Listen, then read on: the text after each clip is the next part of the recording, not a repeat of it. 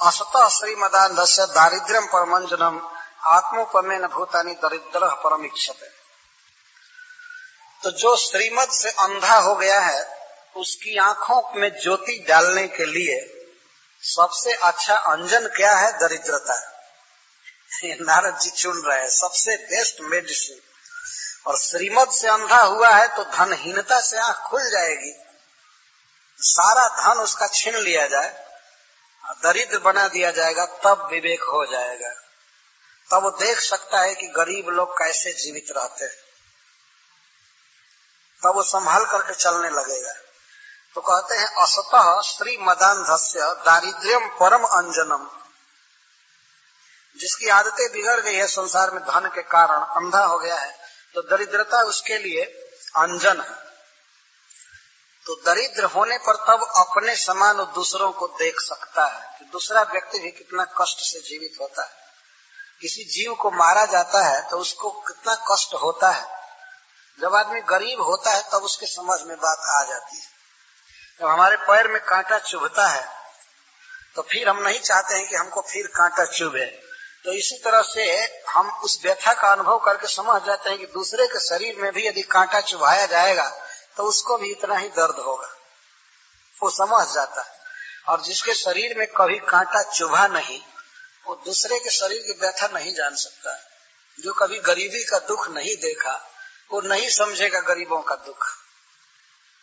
श्रीमत से अंधा हो जाता है। दरिद्र व्यक्ति निरस्तंभ होता है, घमंड नहीं होता है, सभी मदों से मुक्त रहता है। मद होगा ही नहीं, धन नहीं रहने पर मद नहीं हो सकता है, हिंसा भी उससे नहीं होती है। पैसा है ही नहीं तो कसाई खाना कैसे चलाएगा? जितना पाप है बड़ा बड़ा सब धनी आदमी करते हैं, वही उसके कॉन्ट्रैक्टर है पाप करने के, उनको शक्ति होती है। तो हिंसा भी उनकी चली जाती है और शरीर क्षीण हो जाता है दरिद्र का। अन्न की आकांक्षा रहती है, भोजन की आकांक्षा बनी रहती है, इंद्रियां सूख जाती हैं, इसलिए हिंसा भी चली जाती है। और दूसरा नारद जी कह रहे हैं कि दरिद्र व्यक्ति के लिए सबसे बड़ा लाभ यह होता है कि साधु महात्मा उसी के पास जाते हैं, गरीब आदमी के पास जाते हैं। ये नारद जी का उद्गार है। दरिद्र सैव युज्यन्ते साधवः समदर्शिनः। गरीब होने पर सबसे बड़ा लाभ क्या मिलता है कि साधु महात्माओं का संग होता है।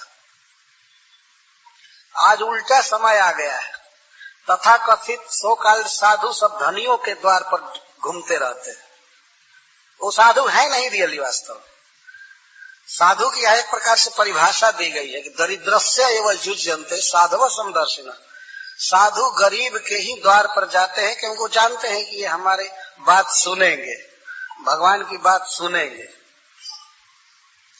धनी लोग सुनते नहीं हैं, वो सुनते नहीं है, उनको फुर्सत नहीं होती है।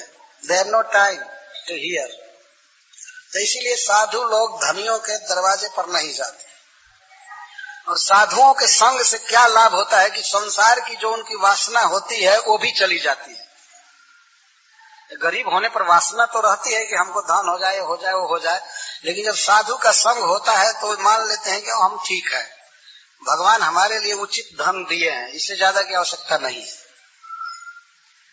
उनकी तृष्णा चली जाती है साधु संग से। और उपवास आदि जो उनको करना पड़ता है यही उनके लिए बड़ा तप होता है। सबसे बड़ा लाभ गरीबों को ये होता है कि उन्हें महात्माओं का संग प्राप्त होता है। और यह सत्य है कि रियली जो महात्मा होते हैं वे गरीबों के यहाँ जाते हैं, धनियों के यहाँ तो जा भी नहीं सकते। फिर हम लोग तो हम पर्सनल ये नहीं कह रहे हैं कि हम महात्मा हैं, लेकिन हम एक उदाहरण दे रहे हैं। बंबई में जब बड़े बड़े धनी आदमी के पास जाना होता है तो महीनों से अपॉइंटमेंट लेना पड़ता है, पूछना पड़ता है। तो उधर से फोन आता है, नहीं हम दूसरे वीक में खाली है। कोई शिष्य बात करता है फोन पर तो बताते हैं कि नहीं हम इस महीने में खाली नहीं, इसमें खाली नहीं है, उसमें खाली नहीं है। और किसी गरीब से आप बात कीजिए कि हमारे गुरुजी आपके यहाँ आना चाहते हो, तो वो बेचारा सौभाग्य मानता है, हमारे यहाँ आ रहे हैं, हमारे यहाँ आ रहे हैं, हमारा अहो भाग्य होगा हमारे यहाँ आ जाए, तो तत्काल रिस्पॉन्स मिलता है और अपने पोजीशन के अनुसार वह बेटर स्वागत करता है।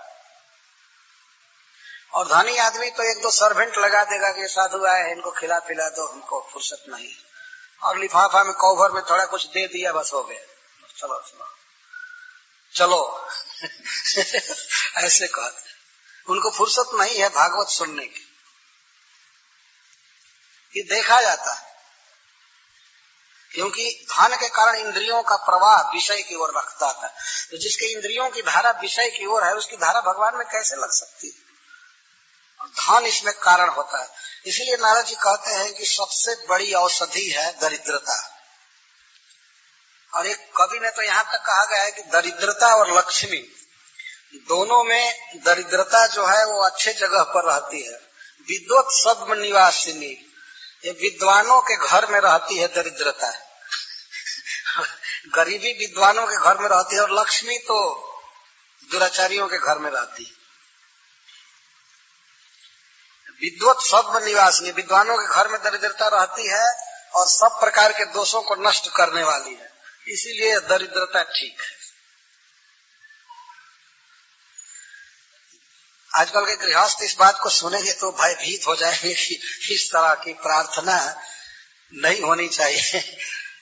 लेकिन इसमें मुख्य आशय यह है कि आवश्यकता से अधिक धन हमको श्रृंखल बना देता है, इंद्रियों को भोगों में जोत देता है, प्रवाहित आवेश हो जाता है। तो उतना धन नहीं चाहिए, या धन हो भी तो उसे धर्म में लगाया जाए, भोगने में न लगाया जाए, नहीं तो इंद्रियों को विषयों की तरफ मोड़ देंगी। इसीलिए धनियों के लिए बताया गया, वास्तव में धनियों के पास जो धन है वो गरीबों का धन है, और जगह न रह करके वो एक जगह इकट्ठा हो जाता है। तो उसे करना क्या चाहिए कि उसे पुनः गरीबों को लौटाना चाहिए, ये कर्तव्य होता है।